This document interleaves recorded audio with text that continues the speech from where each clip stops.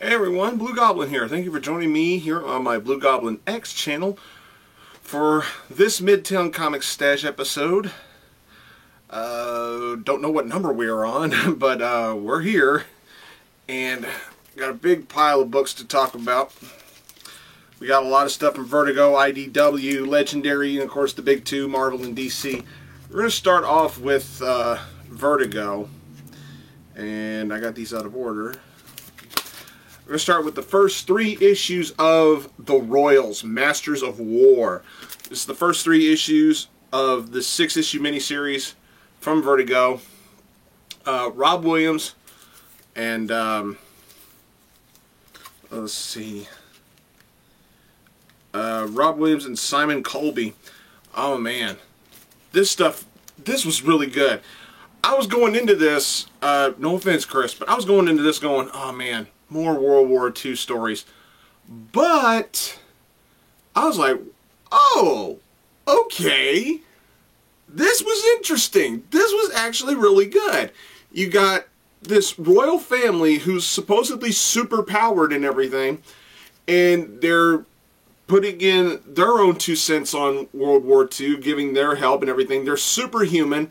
You know, they fly. Some of them got super strength. One's got telekinetic powers in here. But there's also some very dark, details to this family. They don't get along at all. It's like one of the brothers is a drunken fool who thinks more with his dick than his brain, and he actually goes so far as to accuse his own brother of being in love with their sister. I mean, there's some pretty dysfunctional familyness in this series so far, and on top of all the action, all the winks and nods to American history in here, it's just really, really entertaining, really fun to read, good stuff. The artwork was gritty and it was good, and it fit with what they were trying to tell here. This was awesome. I can't wait for the next 3 parts. Moving on to IDW with Edward Scissorhands #2. The covers are badass, and the interior artwork just looks so cartoony that it works for me. It's like another Tim Burton masterpiece we all remember, Beetlejuice. Remember how Beetlejuice looked in the theaters, and then when you saw the cartoon, you're like, whoa, this is kind of the same thing. And remember, now this is the oh God, I keep forgetting the character's name, but Winona Ryder's character. This is her granddaughter now dealing with Mr. Scissorhands here. And we get to see what's going on with the robot that Edward created and everything, and he forgot to read the part where it says it's dangerous. And we're learning more about the original girl from the movie and how troubled she was with her family and everything. This was just really fun. I mean, it was really fun. Kind of a very quick read too. I mean, there's not really that much dialogue in here. It's like, I think it took me like about a minute to read it, and I was just like, boom, done. And it kind of hurts the book a little bit, but all in all, I enjoyed it. I thought it was really good. I'm ready for more. Sticking with IDW, we're going to G.I. Joe #3. This is the Fall of G.I. Joe Part 3. Alright, finally we're getting somewhere. We're getting to see the now we're finally starting to see some G.I. Joe stuff in here. I'm still not 100% fond of seeing Cobra Commander unmasked. It's like one of those big mystical things, one of those big things from my childhood. Usually the villains never reveal their faces. You never saw Destro's face. You never saw Cobra Commander's face. There were just some villains that you were never meant to see their face, like Dr. Claw with Inspector Gadget, and of course we know what the movie fucked that up. But I can live with it. Following more of this Cobra deserter and everything, the Joes have got their backs against the wall like never before. I mean, it's to the point where, their organization is literally on the line in here. And it's just really awesome storytelling, and I love the artwork. I like where they're going with this. it's just fantastic. It was a rough start for me, but I'm enjoying this. This is really good. What I'm waiting for is for Snake Eyes to show up. But good nonetheless. Alright, moving on to Legendary Comics. We are at Apocalypse, #1. Apocalypse. Yeah. Jonathan Hennessy, Shane Davis. Wow. This was very telling. It kind of makes you, after reading this, I thought to myself, is the world really going to be like this when technology takes over the world? All these smartphones, all this new smart technology. You know, it kind of makes you think, is shit like this really going to happen? And this was just really odd. I mean, this was just really odd, but it wasn't bad. I mean, I thought, whoa, this was interesting. Very, very well written, very well told. You know, it's, you know, a post-apocalyptic world, and I think, you know, technology rules the world. All this smart technology that a lot of young people and a lot of people in the world are very obsessed over. It just, this book will make you think. That's all I'm going to say. This was good. Going back to Valiant. We're going to Valiant. Excuse me, it was Vertigo I started with. We're going to Valiant with Punk Mambo's 0 issue. This was weird. This was weird, but in a good way. You got this punk chick who's also practicing black magic and voodoo and everything, and her hallucinogenic god is fucking Sid Vicious from the Sex Pistols. It is just really weird, and she's tracking down former punks that did something very nasty to her, and you know, they're trying to live a straight lifestyle now, these former punks. One of them is even in a lesbian relationship, and I thought that was a nice twist. It's, you know, it's not something really to jump up and down about, but it's something worth noting. You know, it's just, I'm just wondering, what the hell did they do to this kid? But to see what this kid can do, and what this magic that she works with is what it's done to her over the years, really interesting. This was weird, but still really good. I enjoyed it. Moving on to The Bounce, #12. Fucking weird, but good. This was really good. This felt like an ending to the series. I don't know if it is, but I bet it is. What a way to go out if this is indeed the last issue. But wow, this was good. I mean, this was really good. I don't want to ruin anything about it. It's just this guy. It's, I just see him and I'm thinking he's trying to be Spider-Man, but with a Deadpool-ish sense of humor. I mean, just try and picture that. I like his power, and I keep loving every time he bounces off something that he write down, spiroing, boing, being, boing. I fucking love that shit. But we also learn a big thing about the Darling. You know, one of the other supporting characters in this book. There is a casualty in here. I'm not going to ruin who it is. If you read this, you probably already know who it is. But we get to learn more about Mr. Darling. We get to learn more about why he's doing what he's been doing in this series. And I think the issue ended on a very high note. You know, very nicely done. Not too phoned in, but good. Really good. I enjoyed it.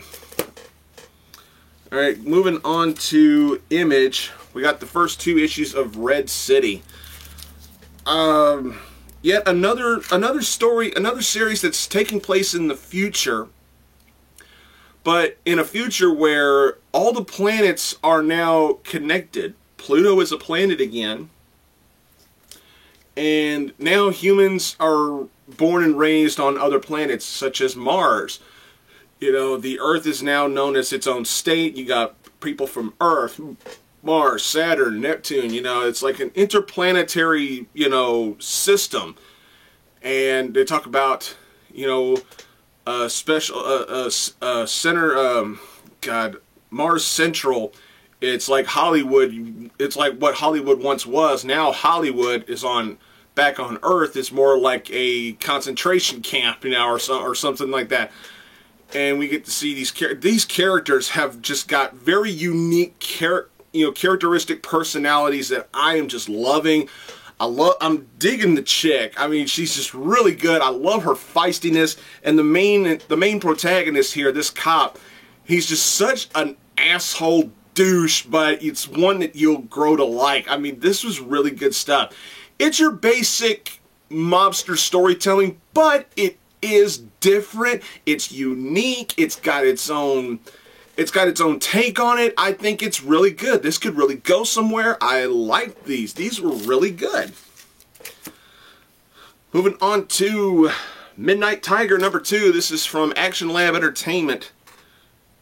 Ooh. This was good. This was fantastic. This was even better than the first issue was. Yeah, it's strictly, this is like a street hero done right, and I just loved it. I don't want to talk too much about it because this is a book that I really don't want to ruin for you guys, because we're only 2 issues in. I'm pretty sure there's people who haven't read this book yet, and I'm telling you, you need to. This is great stuff. If it wasn't for Chris sending this to me, I'd probably see if I could get this ordered myself, but he knows. He knows very well that I can only afford so much, and I thank him for sending me this. This is really good stuff. I just don't want to ruin anything, because this is just... I think this can go down as an underrated gem for as long as it's out. I mean, it's really good. Going on to the big 2, we're going to Marvel with Captain America and the Mighty Avengers number 2. Oh boy.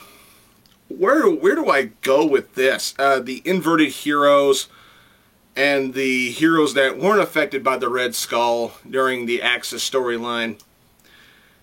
Oh God, to see Luke Cage acting the way he did in this issue really hurts, because he's one of those heroes you don't want to see him act like a dick. You don't want to see him, showing his ass like a petulant fucking child. It's Luke Cage. You want to root for this guy. It's like Marvel saying, hate this fucking bastard, But I don't want to. But to see the shit he says in this book was really depressing. However, that doesn't mean I hate this book. It was damn gripping. It kept my attention. It kept my focus. And that's what a good book should do, even when it's painful to see it sometimes. It's just, wow. Some of these inverted heroes, they're being taken to a whole nother level with their asshole-ish behavior. And the cliffhanger at the end of the book, ooh, this was good. This was damn good. Moving on to Deathlock number 2. I fucking love this one. This is awesome. You got a mercenary for hire who's a trained killer and he doesn't even fucking know it. I love it. I love it. Control the guy, and when you're done with him, implant false memories in his brain so he's like, yeah, I was doing this last night. What are you talking about? I didn't kill nobody. It's just really good shit. This is really, really good. I fucking loved it. This was amazing. Deathlock. Who'd have thunk it? This is great shit. Love it. Not much else to say. Moving on to Storm number 5. Greg Pak, thank you. And Chris, thank you. Fucking awesome. It's nice to see Aurora cut loose and just deal with shit in her own way. And after she gets done with Yukio's problem, it's like, hey, this is what Wolverine would have done, and to see the end of the story of what Yukio does at the end, oh man, this was great. This was good stuff. I love it. Can't get enough of Storm. Shit, this was great. I just can't quit gushing about that one. Moving on to Tony Stark's The Dick number 2, or Superior Iron Man. Wow. Simply wow. This is Tony Stark, inverted Tony Stark, going up against Daredevil in San Francisco. And Daredevil tries to hold his own against Tony. Good action, good storytelling, good drama. You see Matt trying to reach out to Tony. He's like, Tony, what the fuck is the matter with you? And, Tony being inverted, you see what you get what you get. And I can't spoil the cliffhanger. I mean, I know this issue's been out for a while, but I still can't ruin it. Wow, what a cliffhanger at the end of the issue. Amazing. We're ending this review with DC Comics. We got Deathstroke #2. Deathstroke's got a new look. He's younger. He's got both eyes again. I can understand where some people are upset with that. I get it. It's not the Deathstroke you grew up with. It's not the Deathstroke I grew up with. But I'm willing to keep giving it I'm willing to give it a try. Because Chris sent it to me, I'm willing to read it. But I'm glad he did. I thought this was pretty good. You get to the whole. Although I gotta be honest and admit that the scene where he kills like 300 fighters all by himself, that was a bit much. I'm like, really? I mean, there's stretching your disbelief, and then there's just absolute bullshit. I'm like, Deathstroke at his best could not handle that much of a fucking onslaught all by himself. Give me a fucking break. He's like, he wants to say, I felt adrenaline, I felt so alive. I'm like, I don't buy it. I really don't buy that he's able to whoop 300 asses all by himself without at least being wounded or something. That was just really far-fetched. But the rest of the storytelling was good for what it was, but then the last page, god damn that last page. Oh, where are you going with this, DC? Because I gotta know. This was good. Far-fetched as it was still really good. It was still pretty good. Wouldn't say it was great, but I thought it was good enough for me to say, good job. This was good. Alright. Well, that's all I got for this particular episode, everybody. I want to thank y'all for watching me shoot my mouth off. More Midtown Comic Stashes to come. Once again, there's no set schedule. They'll get done when they're done. I want to thank my bro, one of my best friends, the Mount Vernon Kid, for sending me these books out of the kindness of his heart when he obviously didn't have to. I look forward to more if he's willing to do it. Thank you all for watching. Please subscribe to Blue Goblin X. Don't forget my main channel, Blue Goblin 01, where I do my main comic book reviews for the books I get here at Arkham Comics. Follow me on Twitter, at Blue Goblin 01. Look for me on Tumblr, Pinterest, Facebook, wherever you want to find me.